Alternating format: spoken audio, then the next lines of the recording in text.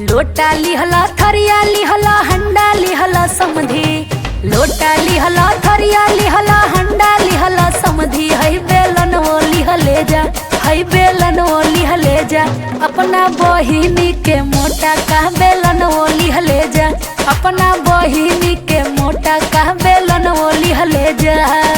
Cooler लिहला TV लिहला पंखा लिहला समधी। कूलर लिहला टीवी लिहला पंखा लिहला समधी। हई हीटर वो लिहले जा, हई हीटर वो लिहले जा। अपना बहिनी के गरम हीटर वो लिहले जा। अपना बहिनी के गरम हीटर वो लिहले जा।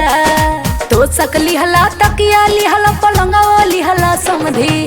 तोशक लिहला तकिया लिहला पलंगा वो लिहला समधी। हमरा भैया के लिहले जा, हमरा भैया के लिहले जा। अपना बहिन खाती हमरा बड़का भैया के लिहले जा। अपना बहिन खाती हमरा बड़का भैया के लिहले जा। घड़ी लिहला सिकड़ी लिहला अंगूठी लिहला समधी। घड़ी लिहला अंगूठी लिहला सिकड़ी लिहला समधी। हई मुसर वो लिहले जा, हई मुसर वो लिहले जा। अपना बहिन खातिर बड़ा का मुसर वो लिहले जा। अपना बहिनी खातिर हई मुसर वो लिहले जा। लोटा लिहला थरिया लिहला हंडा लिहला समधी।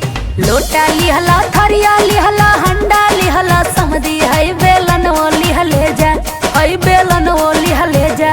अपना बहिनी के मोटा का बेलन वो लिहले जा। अपना बहिनी के मोटा का बेलन